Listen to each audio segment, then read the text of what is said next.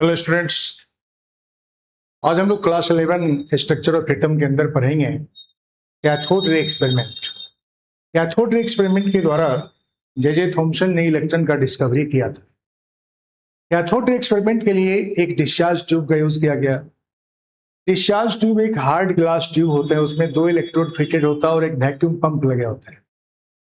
Discharge tube में जो vacuum pump लगे होते हैं, उस वैक्यूम पंप के द्वारा हम लोग गैस के प्रेशर को मिनिमाइज करते हैं और इसके प्रेशर लगभग 10⁻⁻² मिलीमीटर कर देते हैं। जब बहुत ही लो प्रेशर ऑफ गैस पे high voltage of electricity more than 10,000 volt apply करते हैं, तभी ये एक्सपेरिमेंट पॉसिबल हो पाता है। जब तक प्रेशर मिनिमाइज नहीं करते गैस का, चाहे कितना भी हाई वोल्टेज अप्लाई कर दो, गैस के थ्रू इलेक्ट्रिसिटी पास नहीं करती है। गैस के थ्रू इलेक्ट्रिसिटी का फ्लो पॉसिबल होता है जब गैस का प्रेशर मिनिमाइज कर देता है। गैस के थ्रू जब इलेक्ट्रिसिटी फ्लो करती है तो हम लोग इसको इलेक्ट्रिक डिस्चार्ज बोलते हैं, इसलिए हम लोग इस ट्यूब का नाम डिस्चार्ज ट्यूब रखते हैं। हम लोग यहाँ पर इस कैथोड एक्सपेरिमेंट के लिए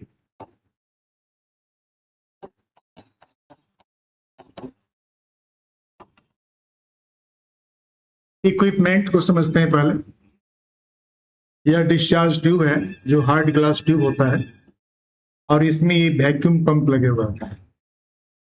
वैक्यूम पंप के द्वारा हम लोग क्या करते हैं, गैस के प्रेशर को मिनिमाइज करते हैं। गैस के प्रेशर को 10⁻⁻² मिलीमीटर करते हैं। इसमें 2 इलेक्ट्रोड फिटेड होता है। ये दोनों इलेक्ट्रोड मेटल के बने होते हैं। इस मेटेलिक इलेक्ट्रोड को इलेक्ट्रिक सोर्स के पॉजिटिव टर्मिनल और इलेक्ट्रिक सोर्स के नेगेटिव टर्मिनल से कनेक्ट करता है। जिस इलेक्ट्रोड को पॉजिटिव टर्मिनल से कनेक्ट किए हैं उसको हम लोग एनोड बोलते हैं, और जिस इलेक्ट्रोड को नेगेटिव टर्मिनल से कनेक्ट किए हैं उसे हम लोग कैथोड बोलते हैं। जब लो प्रेशर ऑफ गैस पे, जैसे यहाँ मान लो हाइड्रोजन गैस है और इसके प्रेशर को मिनिमाइज करके हमने 10⁻⁻² मिलीमीटर कर दिया। अब लो प्रेशर ऑफ गैस पे जब high voltage of electricity apply करते हैं मोर देन 10,000 वोल्ट, तो कैथोड की तरफ से रे चलकर एनोड की ओर जाने लगती है। ये रे वैसे तो इनविजिबल होते हैं, लेकिन डिस्चार्ज ट्यूब के वॉल पे फ्लोरेसेंट मटेरियल का कोटिंग होता है और इस फ्लोरेसेंट मटेरियल के कोटिंग से जब ये कोलाइड करते हैं, ये टकराते हैं, तो फ्लोरेसेंस प्रोड्यूस होता है। इस फ्लोरेसेंस के द्वारा हम लोग ये अनुभव कर पाते हैं कि कैथोड की तरफ से रे चलकर एनोड की ओर जाती है। ऐसे रेज को जो कैथोड की तरफ से चलकर एनोड की ओर जाती है, इट मींस निगेटिव इलेक्ट्रोड की तरफ से चलकर पॉजिटिव इलेक्ट्रोड की तरफ जाती है, हम लोग इस रेज को क्या बोलते हैं, इसी रेज को कैथोड रेज बोलते हैं। तो ये है डिस्चार्ज ट्यूब। डिस्चार्ज ट्यूब में हमने वैक्यूम पंप के हेल्प से गैस के प्रेशर को मिनिमाइज कर दिया अप टू 10⁻⁻² मिलीमीटर अप्रॉक्स, और जब high voltage of electricity apply किया तो कैथोड की तरफ से रे चलकर एनोड की ओर जाने लगे। हम लोग इस रेज को क्या बोलते हैं, कैथोड रेज बोलते हैं। अब कैथोड रे का प्रॉपर्टी क्या है, हम लोग इसको समझेंगे। Properties of cathode rays. Cathode rays straight line में ट्रेवल करते हैं, क्योंकि जब कैथोड रेज के रास्ते में कोई ऑप्टिक बॉडी प्लेस कर दें, ये ऑप्टिक बॉडी है, इसके थ्रू लाइट पास नहीं कर सकती, तो इस ऑप्टिक बॉडी का शैडो ठीक इसके पीछे बनना है, ये कंफर्म करता है कि कैथोड रेज स्ट्रेट लाइन में ट्रेवल करते हैं। Cathode rays travel in the straight line because it casts shadow of the opaque body just behind them। इस opaque body के ठीक पीछे इसका शैडो बन जाना ये कंफर्म करता है कि कैथोड रेज स्ट्रेट लाइन में ट्रेवल करता है। दूसरा प्रॉपर्टी है कि cathode ray are associated with negative charge. Cathode rays में नेगेटिव चार्ज एसोसिएटेड होता है, क्योंकि जब कैथोड रेज के रास्ते में हम इलेक्ट्रिक फील्ड अप्लाई कर दें तो ये इलेक्ट्रिक फील्ड में पॉजिटिव चार्ज की तरफ बेंड कर जाते हैं। पॉजिटिव चार्ज की तरफ बेंड कर जाने से ये कंफर्म होता है कि रेज में नेगेटिव चार्ज है, क्योंकि एक नेगेटिव चार्ज पार्टिकल ही एक पॉजिटिव चार्ज पार्टिकल की तरफ अट्रैक्ट होता है। नेगेटिव चार्ज से इलेक्ट्रोस्टैटिक रिपल्सन क्रिएट करते हैं, नेगेटिव चार्ज का पॉजिटिव चार्ज से इलेक्ट्रोस्टैटिक अट्रैक्शन क्रिएट होता है। तो जब कैथोड रेज को हम इलेक्ट्रिक फील्ड के थ्रू पास कराएंगे और ये पॉजिटिव चार्ज की तरफ बेंड कर जाएगा, तो इसका मतलब इसमें नेगेटिव चार्ज, यानी कि कैथोड रेज में नेगेटिवली चार्ज पार्टिकल होते हैं। क्योंकि चार्ज जहां होगा वहां मास भी होगा। चार्ज वही होता है जहां पर मास होता है, जहां जहां भी चार्ज होगा वहां कुछ मास होंगे। अब यहाँ पर मास भी होना चाहिए। इसको कंफर्म करने के लिए कैथोड रेज के रास्ते में एक लाइट पैडल व्हील बनाया गया है, एक बहुत ही हल्का पैडल व्हील बनाकर इसके रास्ते में रख दिया गया। अब कैथोड रेज जब इस पैडल से टकराते हैं तो ये व्हील रोटेट करने लग जाता है। पैडल व्हील का रोटेट करना ये कंफर्म करता है कि कैथोड रेज में काइनेटिक एनर्जी एसोसिएटेड है। और जब कैथोड रेज में काइनेटिक एनर्जी है तो इसका मतलब इसमें मटेरियल पार्टिकल भी है। कैथोड रेज में मटेरियल पार्टिकल का प्रेजेंस इस दोनों ही बात से कंफर्म होता है, क्योंकि इसमें काइनेटिक एनर्जी भी है और इसमें चार्ज भी है। चार्ज है तो भी इसमें मटेरियल पार्टिकल होना चाहिए, और काइनेटिक एनर्जी है तो भी इसमें मटेरियल पार्टिकल होना चाहिए। अब कैथोड रेज में ये कंफर्म हो गया कि इसमें आपको पार्टिकल प्रेजेंट है और ये पार्टिकल नेगेटिव चार्ज कैरी कर रहे हैं।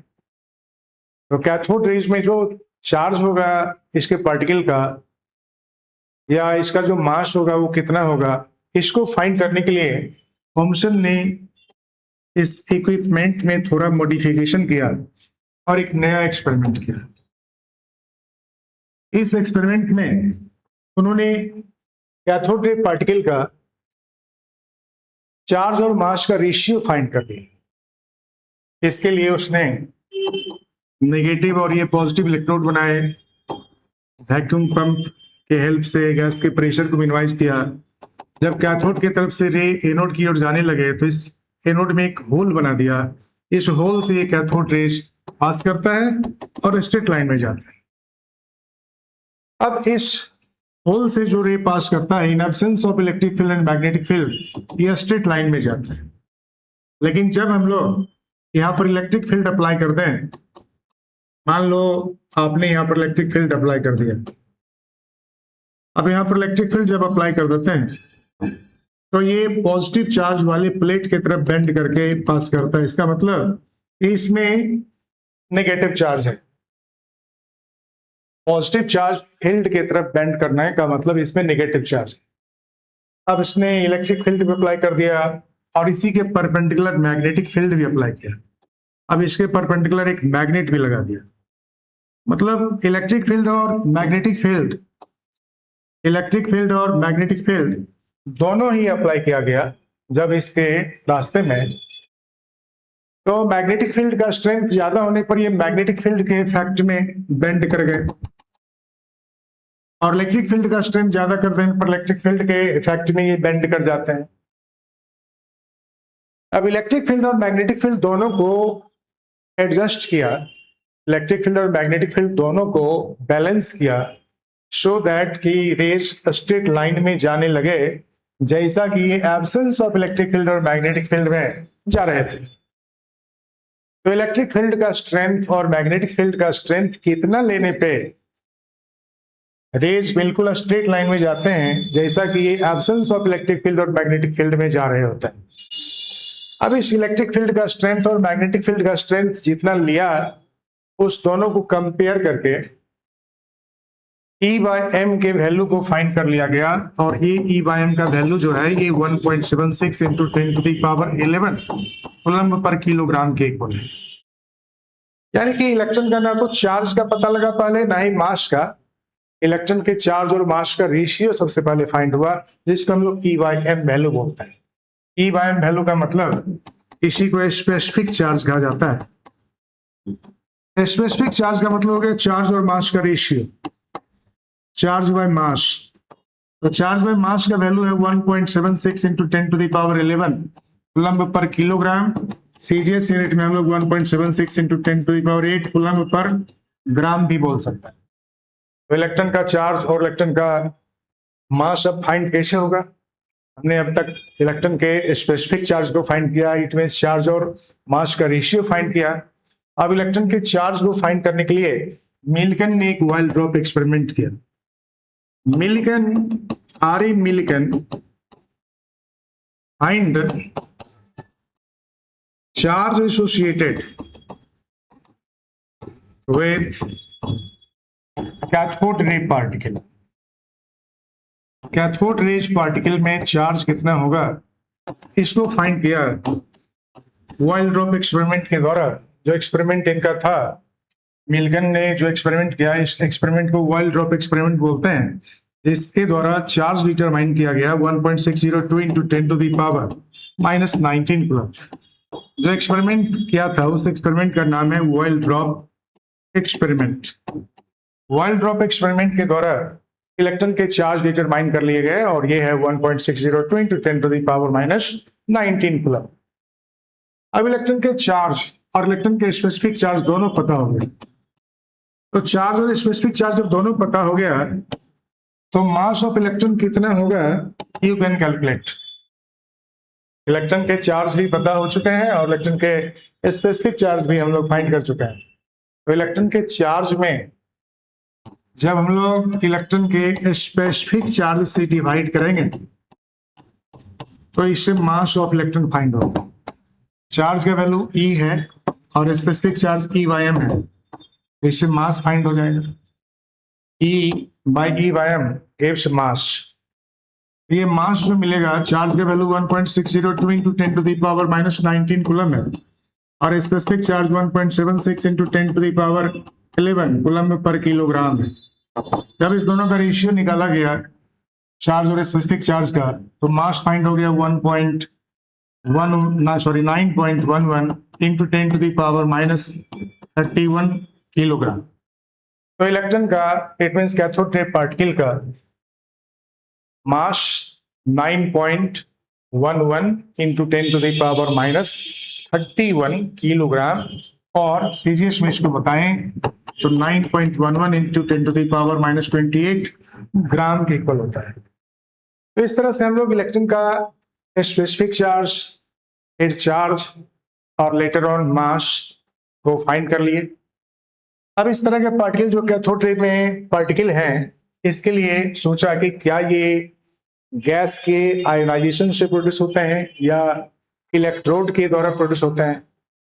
इसको कंफर्म करने के लिए इलेक्ट्रोड को चेंज किया, साथ में कभी गैस को भी चेंज किया। लेकिन कैथोड रेज का जो स्पेसिफिक चार्ज है, E/m का वैल्यू है, ना तो इलेक्ट्रोड के चेंज होने से चेंज करता है और ना ही गैस के चेंज होने से चेंज करता है। So it is accepted that electron is fundamental particle of matter. ये किसी भी एटम का, मैटर में एटम होते हैं और एटम का ये फंडामेंटल पार्टिकल होता है और ये fundamental particle negative charge carry करते हैं। जिस फंडामेंटल पार्टिकल का पता लगा अभी, उस पार्टिकल का नाम नेगेट्रॉन रखा गया था पहले। इस नेगेट्रॉन को लेटर ऑन स्टोनी ने इसका नाम इलेक्ट्रॉन दिया। तो इस तरह से हमने कैथोड रे एक्सपेरिमेंट के द्वारा समझा कि इलेक्ट्रॉन के डिस्कवरी किस प्रकार से किए गए। अगले दिन आपको बताएंगे anode ray experiment and Thomson model of atom and later on Rutherford's model of atom. जिन बच्चों ने सब्सक्राइब नहीं किया हमारे चैनल को, कृपया सब्सक्राइब कर लें ताकि नेक्स्ट वीडियो भी आपको उपलब्ध हो पाए। Thank you.